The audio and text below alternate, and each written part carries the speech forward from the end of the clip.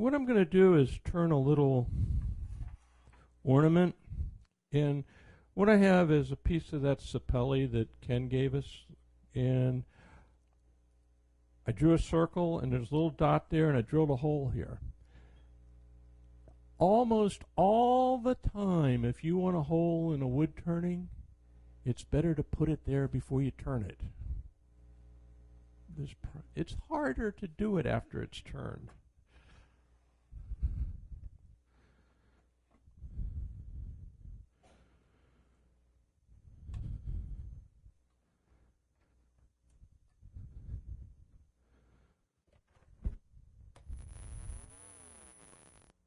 Turn the lathe down before you turn it on.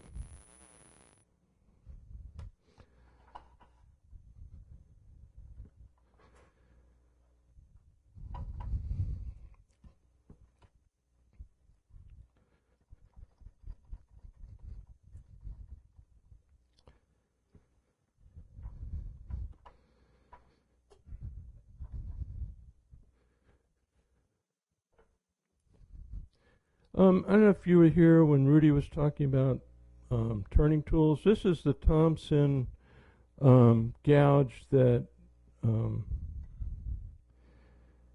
Lyle Jameson is selling. It's got this nice wide flute, and mine came with this wonderful handle that's made from sapelli that Ken gave us.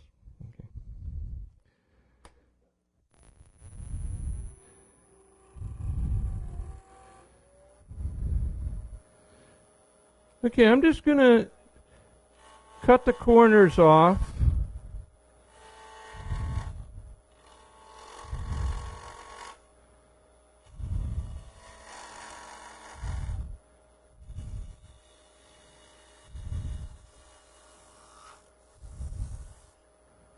And when I'm coming out the back there, I didn't want to take off a big chunk of wood. Because there's nothing but air there. So here I'm just going to go in and clean off that face a little bit, and then we'll make a chuck mount.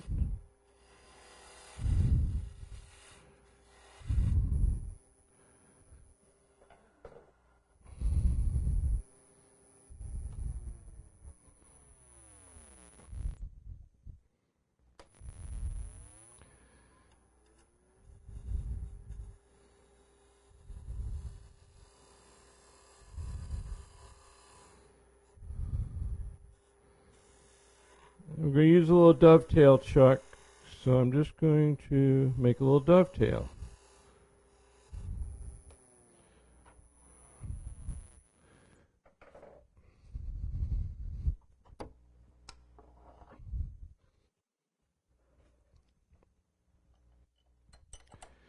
Now these little discs can just be made into, well, they can be anything from jewelry to a Christmas ornament.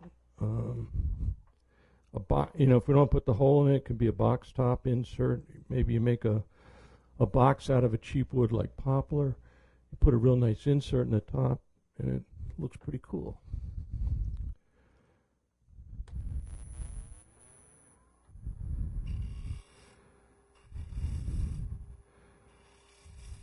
Okay, just a little scraping there.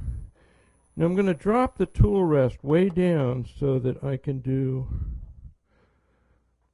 a pull cut. Don't want it that low.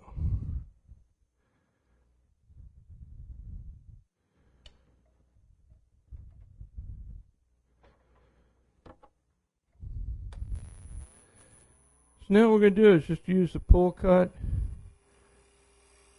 Because remember, the grain's going perpendicular to the ways of the lathe.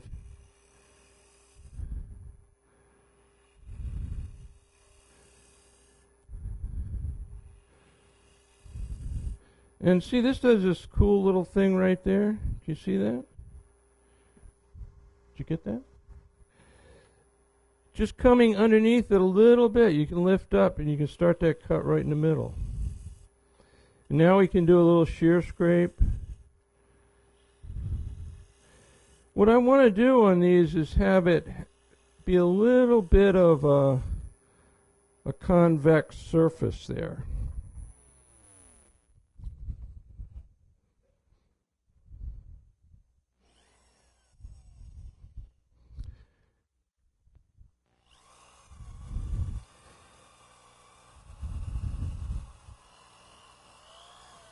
Now you can actually leave a little bit of a bump there.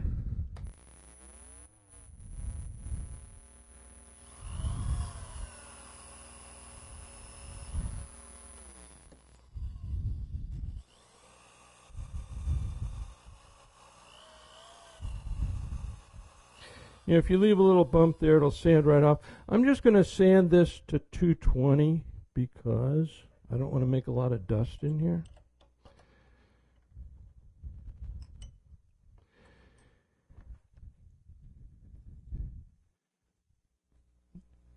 Now, I have a vacuum chuck, and I have a little one with PVC, and one of the PVC I have like a 3-inch to a 2-inch.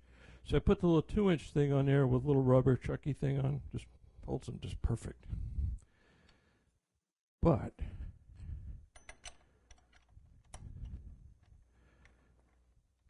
if you don't have a vacuum chuck, one solution is double-sided tape. Okay, that's running pretty true. I have here probably the oldest roll of double-sided tape still in use.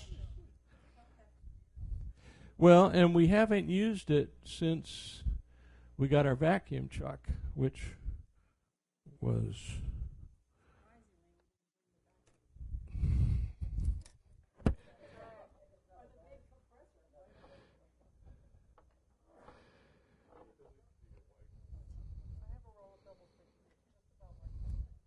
well, the only thing that's wrong, well, you'll see why this stuff actually works well for its purpose of holding.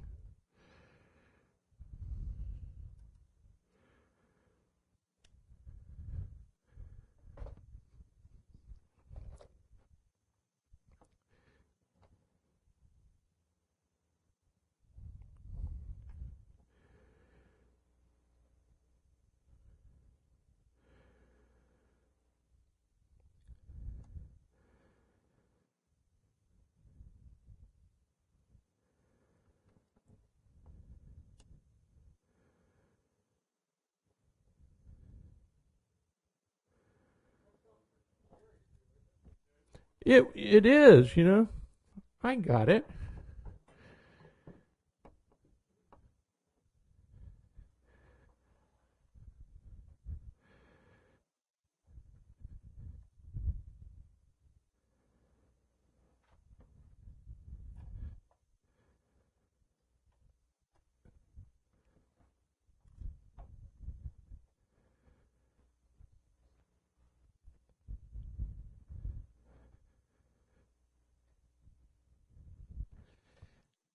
You know, it's best to clamp that for about 30, 40 minutes. I found on these little things, it's probably good enough to use now.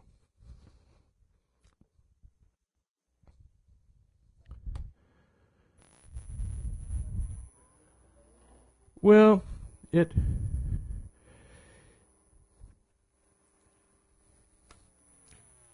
if you're doing a big bowl, you want it clamped because what it does, when it's pushed together, it just holds.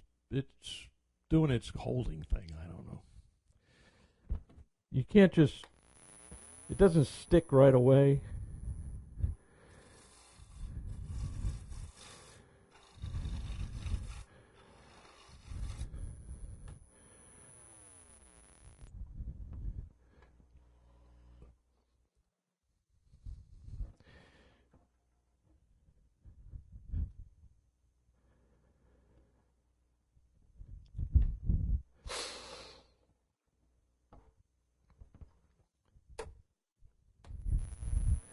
Okay, we'll do that little pull cut again.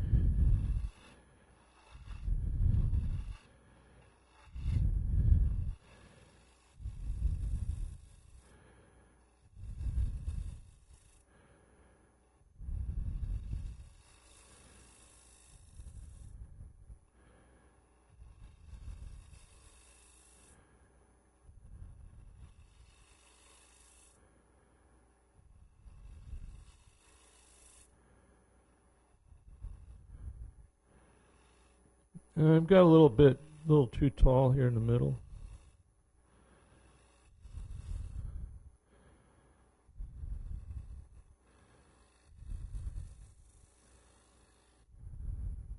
And we'll just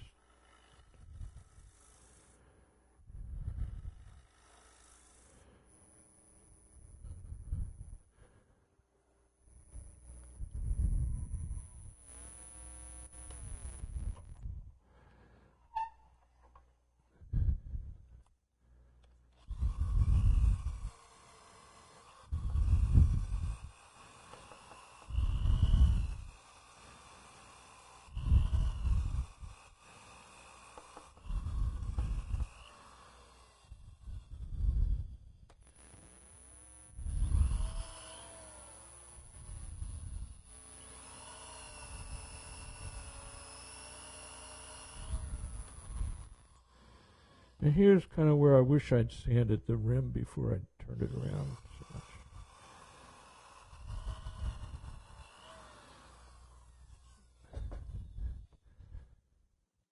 Okay, now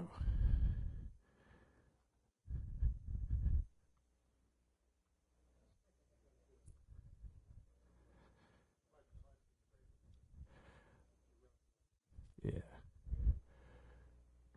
Well, if that doesn't work, usually I can pull it off, but I'm not getting it.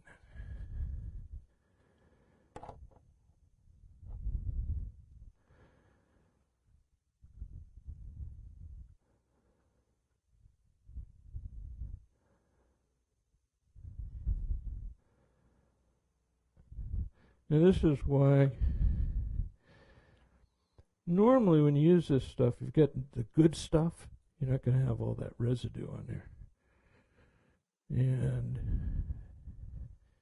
you can sand it off, but it's going to ruin the sandpaper.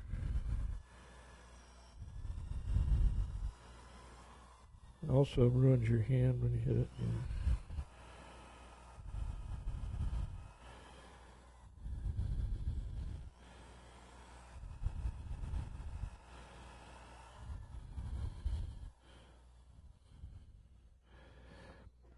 Now put an object on here, and what I'm going to do is put a dragonfly on there.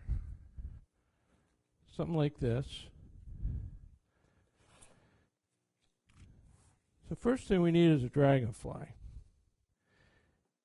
And I am a terrible artist, but we'll call that a dragonfly head. And then we'll make a little bit of a body.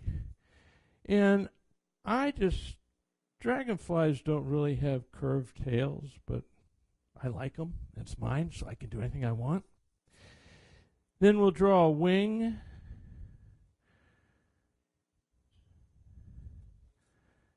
And maybe another wing. Well, if I really wanted a nice one, I'd ask Sherry to draw it. She's a good drawer. Okay, so maybe we don't like this wing so much, so we can say, let's make it a little more like that.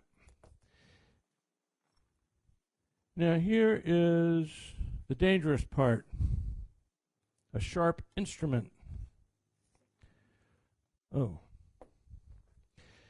And these are my prescription safety glasses, and I had the doctor make them so they would focus out here, because that's where I turn.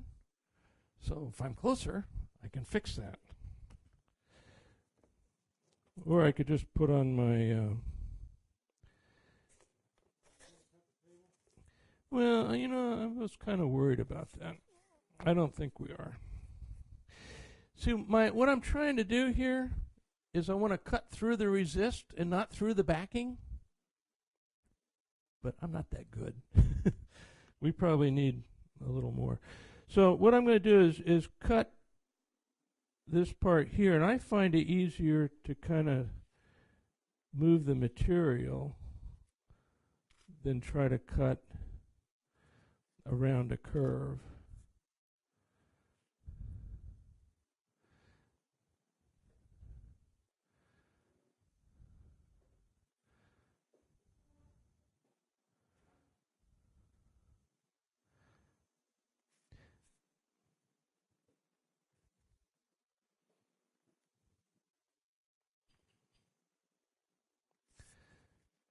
See, this is like when Melinda's walking across the Grand Canyon or something. Everybody's real quiet.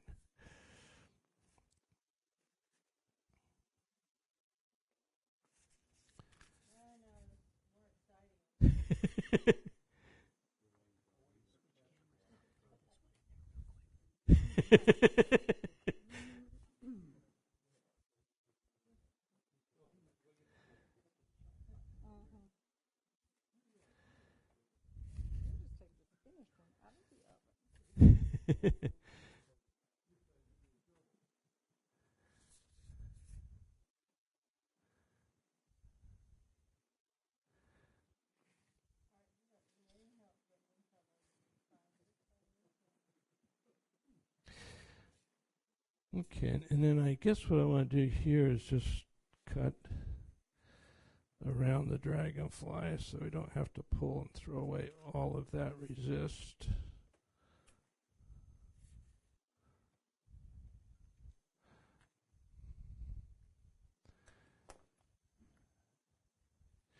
Now, when we lived in Maryland, we had this guy, Dr. Chambers, and he owned a couple of my wood turnings.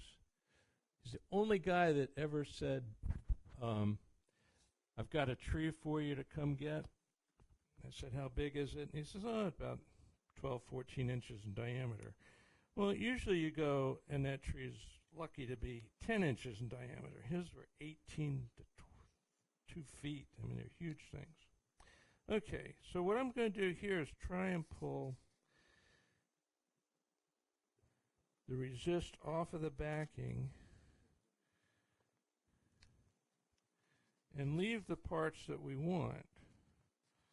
This is called weeding. I don't know, that's just one of those terms that you'll see in the sandblasting things.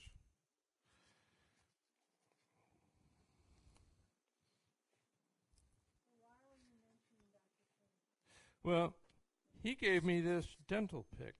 That was a good thing to... He's a dentist, yeah. Why don't you tell him about Dr. Chambers? You just have to translate, Sherry, that's all. Okay. And see, when I picked that up, I changed the... Okay. So, now the cool thing about dragonflies, and so this is just... the dentists throw these things away, so he gave us like a box of them. And they're just cool for working with this stuff. Now, dragonflies, they can be going up, down, sideways, any old which way, because people are used to seeing dragonflies going in all directions. If you put a hummingbird on here, it better have its head at the top, because hummingbirds don't fly upside down, but dragonflies do. So we can have him just go on here like this, and then we can put the wings on. And, you know, I don't necessarily put the wings on just as they were drawn. I might decide to put them a little differently.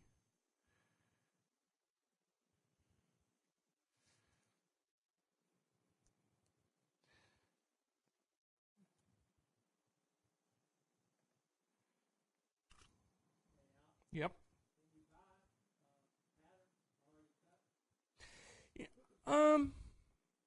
I haven't found any that were already cut. There's a lot of companies that will cut them for you.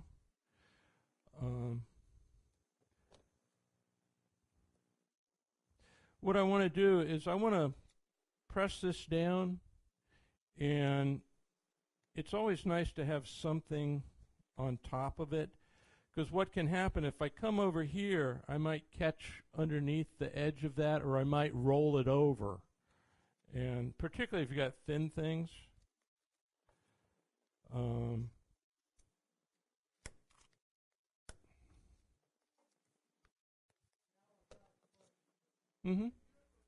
That will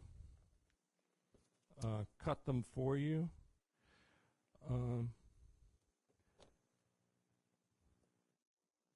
What I want to do is I want to press this down, and it's always nice to have something on top of it, because what can happen if I come over here, I might catch underneath the edge of that, or I might roll it over.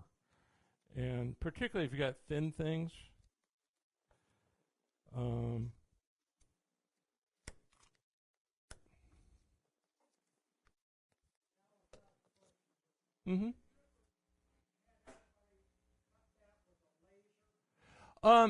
This material can be cut with a laser, and the laser will probably, well, two things about the laser. Unless it costs $1 million, it's going to be a lot slower than my vinyl cutter. But this, the one I showed you, mine's it's on sale right now for $350. So it's about the same, but it's just, then you can go up to 1,000 without any problem, or 2,000 or 3,000.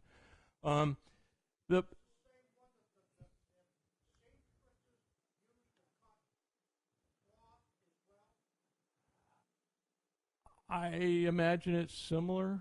I don't know. See this? Yeah, it might. I mean, I think it would cut probably anything, but you can stick in there, but on a roll. But the cloth is got fibers, so that's going to be maybe an issue.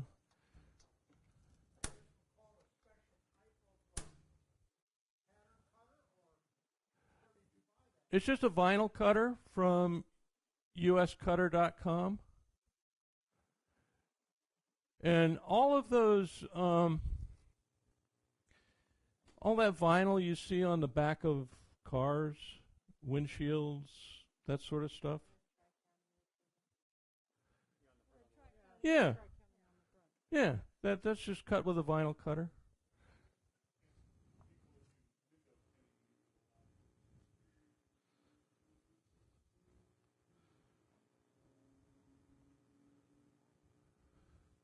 So I'm just going to blast around this, and hopefully, since Jim fixed the blaster, we're all set here.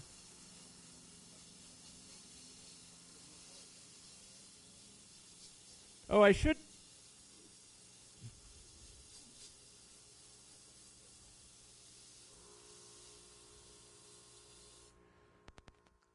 say I've got my little LED. Okay, he can be ready almost any time now.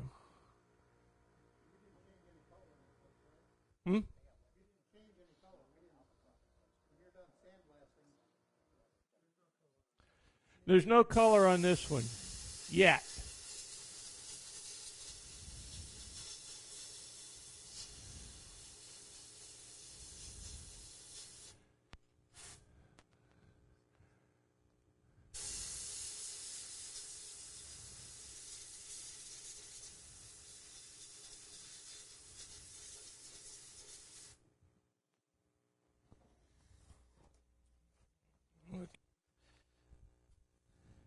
Yeah, the one thing I guess I really didn't talk about as much as I intended to is you really want to wear dust protection whenever you're working with this media.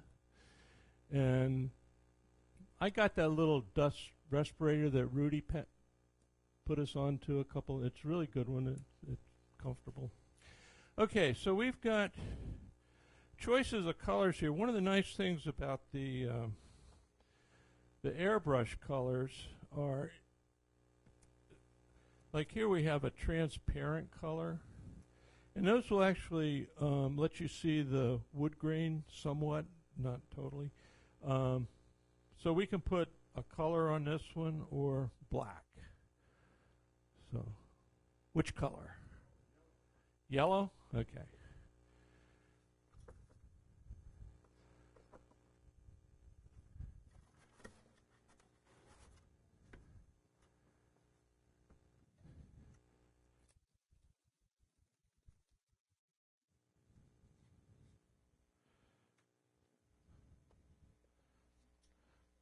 Now I know nothing about airbrushes. I just use them like just a spray. So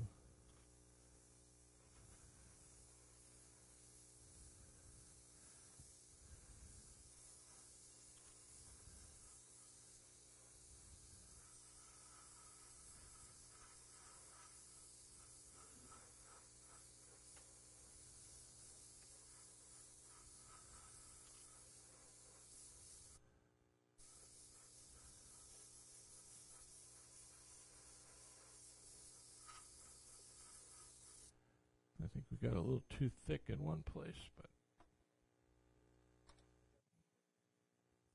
I don't think it's got anything in it, but we'll put it in here.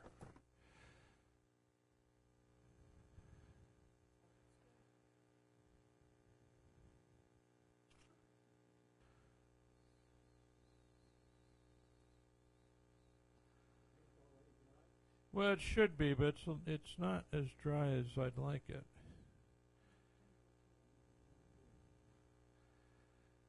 Well, here I don't want to use the dental tool because I might scratch the wood.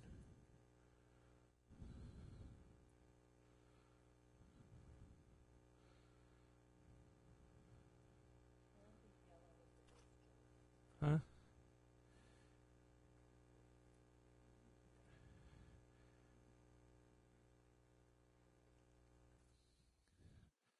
I'll let Sherry hold it until she declares it dry, and then she'll pass it around.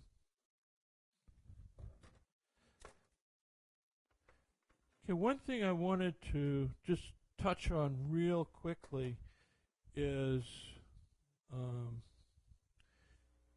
making a globe.